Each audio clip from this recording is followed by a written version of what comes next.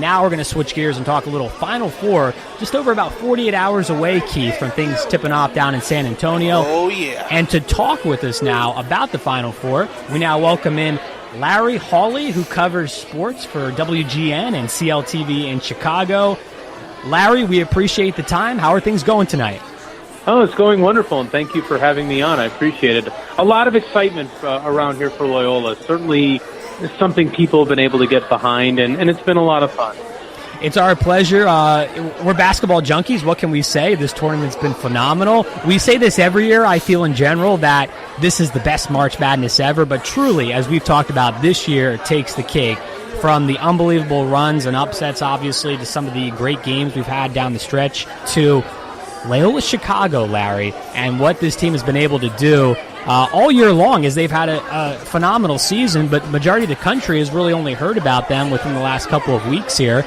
I'm just curious right off the bat to get your take on, we can see and we can watch in some of the major media outlets what the team has meant for the city of Chicago, but for someone who actually lives there on a regular basis, what has this Ramblers team meant for the Windy City?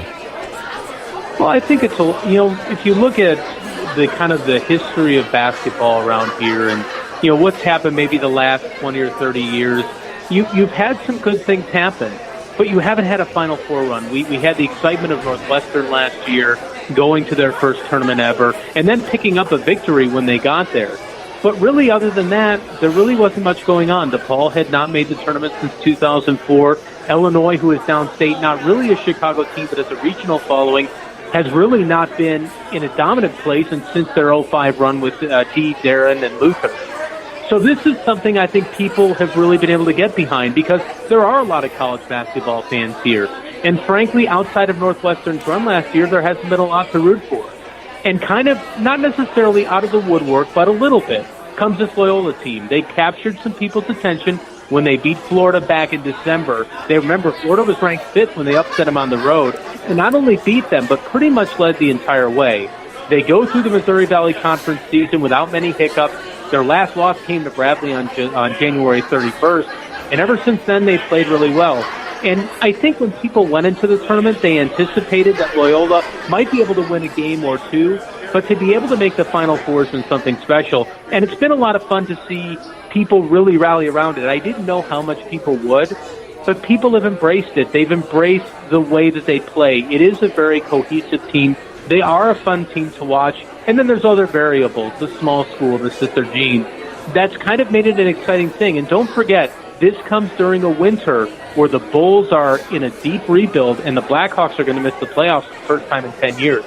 Chicago sports is looking for some positivity before baseball gets here, and this is that outlet. I think they're that positive Chicago winner story that really didn't happen this year, especially when it comes to the Blackhawks. Well, what else is great about this team is that I told we were talking about them last night, and I said one thing about the Loyola-Chicago team is this. They remind me so much of Hoosiers. Remember Hoosiers, the players on that team? Not guys they don't have superstar athletes. They don't have guys that you think are going to go to the NBA. But everybody on that team plays together. And on top of just playing together, they all average around the same amount of points, and that's what makes them so dangerous as a team on the court. And because you can't just you can't double up on one player, not against this team. And they're just a unique team. And like you said, they upset Florida. And now they're going in and they're playing Michigan. And I know this is what's going to give them a headache, a lot of teams a headache. And I know Michigan a headache is the fact that you have to play a certain way against this team. You can't just match up man to man because they can take you off the dribble. You can't, if you zone them, they can shoot the three, and they're a great interior passing team. What do you think is going to be, and let me ask you, what do you think is going to be the reason this team beats Michigan this upcoming Saturday? Because I'm going with them and saying that at first, after going to go watch Michigan play against Florida State, I said after seeing that game, I said Loyola-Chicago is going to get them. What is going to be so my question is, what do you think is going to be the outcome of this game coming up against Michigan? But what's going to be the deciding factor? I think for me, there's one guy I'm really looking at in particular for Loyola who I think could be a big factor in this game, because Mo Wagner obviously is a tremendous player. And then Charles Matthews, who actually is a guy from Chicago, he went to St. Rita High School. They're going to present some matchup problems. Cameron Krutwig is a freshman player, and he's had a really, really good season. He's from the Chicago area. He's from Algonquin, which is a northern suburb, and went to Jacobs High School. He played really, really well inside. He was a really tremendous player. He kind of reminds me, I was speaking before that I lived in Indianapolis, he reminds me a lot of Matt Howard, a player who, when on his game, can get inside and make a lot of headaches. For me, he's the key. You've seen in these last 4 games, somebody new has stepped up. You had in the Miami game, you had Dante Ingram. Then you had Clayton Custer against Tennessee. You had Marcus Towns, the guard, come up huge against Nevada. And then Ben Richardson, who was a light scorer all season long, averaged about 6.4 points a game, goes off for 23 against Kansas State. Krutwig's the guy I'm looking at. He's the guy inside that can do some policing. He's as big, one of their big guys along with Andre Jackson. I think Jackson could be another guy, too. I'm really curious to see what they'll be able to add to it. Each has contributed here in their little long way. But Krutwig's the guy I'm really looking at. He's still waiting for that big breakout game in this tournament. And this is going to present a number of challenges to him. He's the guy I kind of look at and say, okay, what's he going to do? What steps he going to take? Because he's that next guy. Loyola has had a decentralized hero system, and it's worked out very well for them. If I had to look at that, and in particular, it's kind of Krutwig's play, and I think being able to slow down Mo Wagner is going to be huge. I think those are the 2 things I look at, and I go, if they can rise up and make those things happen, then they're going to go to the championship game. We know that all 5 of the Rambler starters can score, Larry. We've seen that. It's been impressive, the fact how they can spread the wealth around, like you were talking about earlier, Keith, as well. How about how good this team has been coached, though, in this tournament, led by Porter Moser? And you mentioned before how you used to cover sports in Indianapolis before coming to Chicago. You were there during the Butler run in 2010 and 2011. Does Porter Moser kind of remind you of a Brad Stevens? In some ways, but they both took different paths. I think each coach has their own way, and I really like in some of the aspects of what Porter's done. Porter has, in many ways, evolved as a coach. For those here in Illinois, they remember him during his time at Illinois State. He was able to get a little bit fire started down there, but never got any momentum going, and was fired after 4 years by, oddly enough, the Kansas athletic director who is there now. And I think what's interesting, when Brad was in Indianapolis, he had such a rise through that program. He started as, one of the basketball director of operations, came through as an assistant coach under Todd Licklider, and then he came up, and he had a new way, a tactician. He was a different guy. I think Moser does it a little bit differently. While I think he can be solid when doing the strategic things, he is a guy who can sell a program. He is a guy who can get out there and inspire. Not that Stevens can't. Stevens certainly can do that. But the way Porter's evolved, the way he's been able to keep his enthusiasm, the way he's been able to find the right guys, go into Chicago and get those guys to stay here and make it work, is impressive. And I think you've seen that come together. Don't forget, this wasn't something that happened in 2 or 3 years. Moser's first year in 2011, 2012, they were 7-13. They won the CBI in 2014-15 and then had a losing season after that. They didn't stay down. They came back kind of like his career went 18-14 last year. And with those guys they recruited, bringing in the guys, like an Ingram, who's from a traditional power here in Chicago City High School, going out and getting a Krutwig from Jacobs, and then being able to get the guys from Kansas, getting Richardson and Custer coming from a transfer out in Cleveland, Fred Hoiberg left Iowa State. You've been able to see him build that. So I really like what Porter's done as a builder. I think what he's been able to build, what he's had here, has been relatively impressive. And while he might not be as, he didn't have as clean of a path up as Stevens did, Porter's really refined himself over these years and really has created what I think might be the best story of this tournament, because he was in his late 30s, fired from his job, spent 4 years as an assistant with Rick Majerus, and then took over a program that at that point had not made an NCAA tournament in almost 30 years. It's a remarkable story, and one, I try to tell on WGN-TV.com, and one that I think people should know about, because his story is incredible. It stands on its own, and certainly a lot of college basketball coaches are going to be able to look at that as an example of how to move forward when things don't go well. looking at this team now, you look at many Cinderella teams that's been over the years. You had Gonzaga, that used to be a Cinderella team that's now a powerhouse. You have George Mason, that was a Cinderella team a few years ago. And you can go down to Northwestern, like we talked about, you said earlier. And we just go down a list of all these, UMBC this year was a Cinderella team, a story. But you look at it, Loyola-Chicago has a chance to be the best Cinderella team in history if they win come this Saturday. Do you think that is true? Do you think that them winning this game, they can go down as the best Cinderella team in history? Because there's only one team out there that's been all the way to a Final Four, and that's George Mason. And they were actually a number 11 seed like Loyola-Chicago. So do you think if Loyola-Chicago wins this Saturday, they go down as the best Cinderella team in history of the NCAA tournament? I think you could make a very compelling argument for it, and probably I would make an argument for it for this reason. Number one, they're a self-made program built from kind of the ground up. This is not a traditional power that came out of nowhere. This was not something that just happened. This was a program that was built with a coach who was fired at a fellow NBC school. This was built on a couple of kids from Kansas and kids from Chicago who were under-recruited but found a place at Loyola to be at home. There is, of course, the 11 seed. There's the fact that they were able to do it from such a low seed. Not an 11 hasn't even made it to the championship game, and let alone win it. And then, of course, there's the thought, if they beat Michigan, who's a very good team, but if they go there and beat a Kansas team that's incredibly athletic, or they beat a Villanova team that's surgically good, that's a massive upset.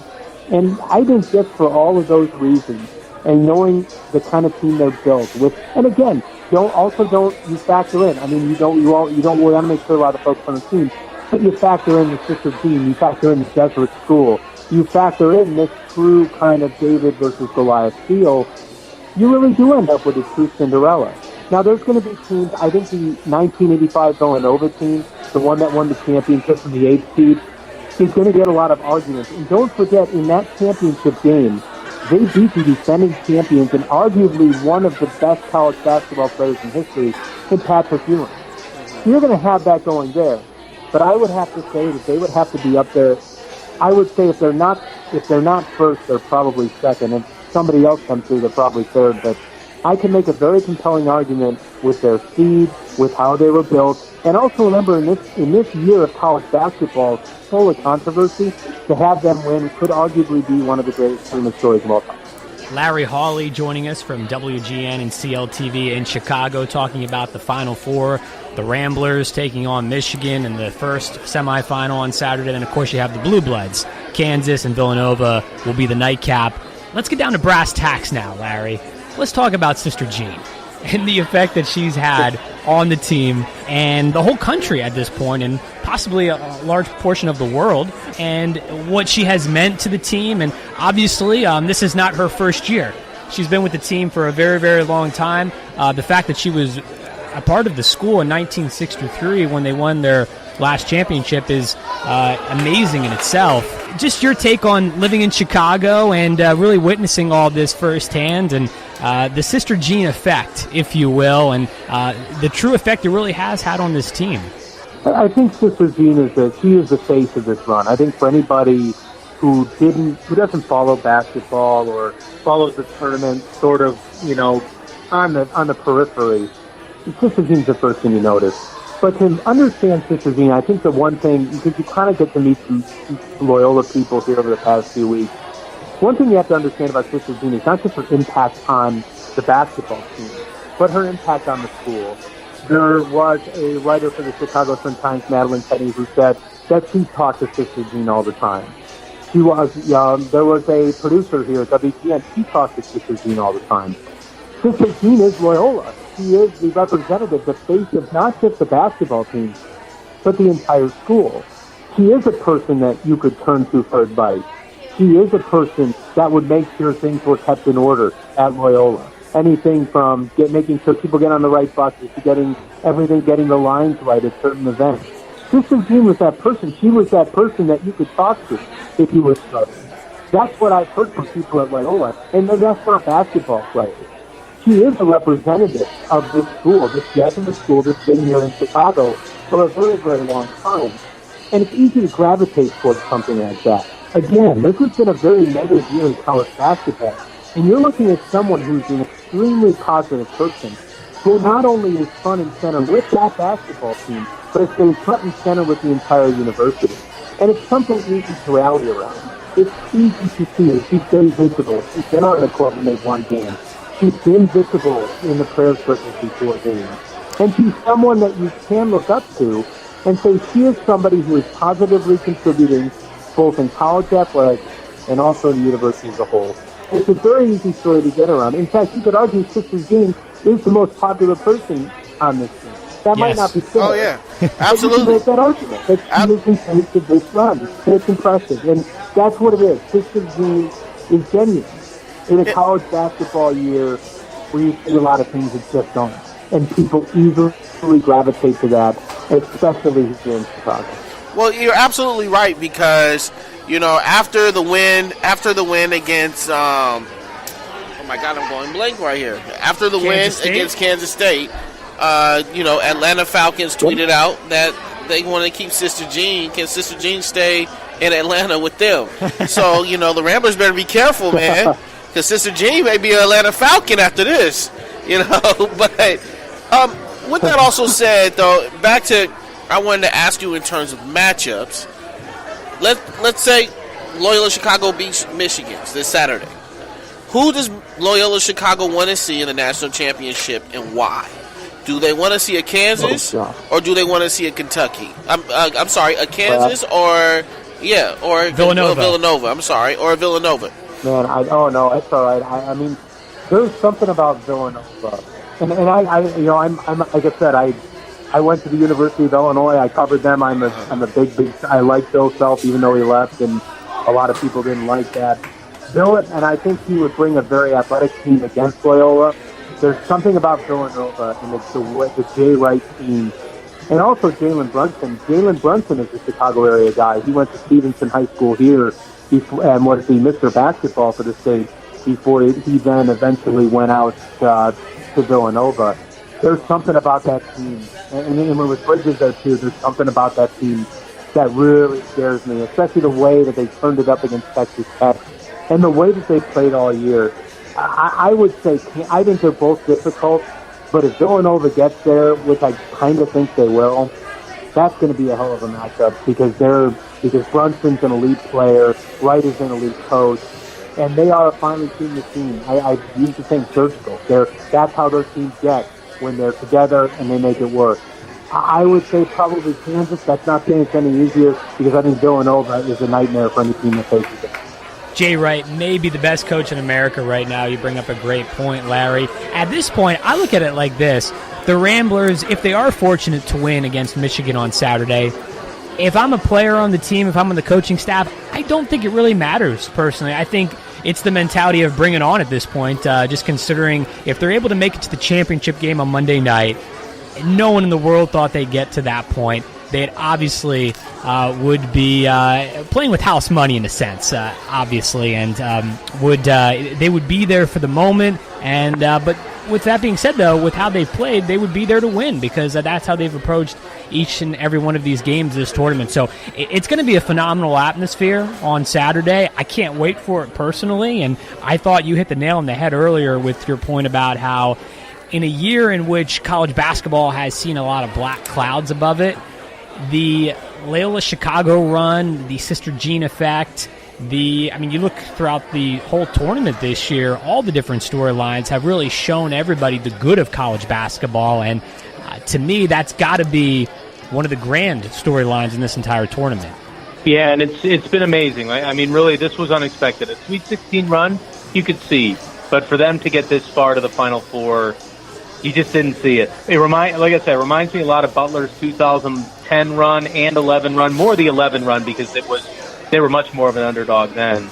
And it's something that inspires. It is. I always said there is that David versus Goliath. The I always think of that championship, the NFL AFC championship game intro with John Malkovich. You know, David versus Goliath. This is what this is. It's a story that never gets old. It's a story that everybody likes to hear. And we're seeing it play out yet again in the NCAA tournament, and maybe even to a level that we haven't seen before. Follow him at Hawley Sports on Twitter. Larry Hawley joining us once again here on Behind the Mic. He covers sports for WGN and CLTV in Chicago. Monday morning, the championship game is over. The dust has settled. What does the headline say? I would say probably Top Cats, because I think Villanova's going to win it. I do think Loyola's going to find a way to beat Michigan. But it's good. It's tough for me. I'd love to see Loyola do it. But Villanova is very, very good. And I think no matter what Loyola does now, you're right, it's house money. Once you get to the national championship and you see the prize there, that changes a little bit. I think it certainly does, even no matter how big of an underdog you are. But I would say probably Top Cats, because I think Villanova right now is the best team in that region. I think that there's enough experience on that group. And again, I come back to Brunson.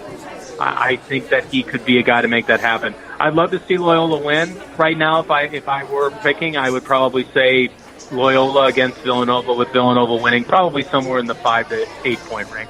Let me ask you this, Larry. Here it is. Loyola-Chicago beats Michigan. Loyola-Chicago wins the national championship. What happens to Loyola-Chicago's program? What changes about the program? This program is catapulted as an elite program, and for an NCAA, now different type of recruits come in. Do now top-tier teams want to schedule their games against Loyola-Chicago? What happens to the Loyola-Chicago program? Do they get McDonald All-Americans now wanting to come to their university? If they win it all, that would be very interesting to see, because, we never really saw that at Butler. They got, because there's a lot of comparisons I make to them. You never really saw that at Butler. Would they get McDonald's All-Americans? I don't know. Are they going to be, I think certainly they'd be more in the conversation. I think the biggest area could help is keeping local talent here in Chicago. I think that could be one area that they really do it. Because if they look, we look at the Missouri Valley Conference, you see what Wichita's done. They've moved up.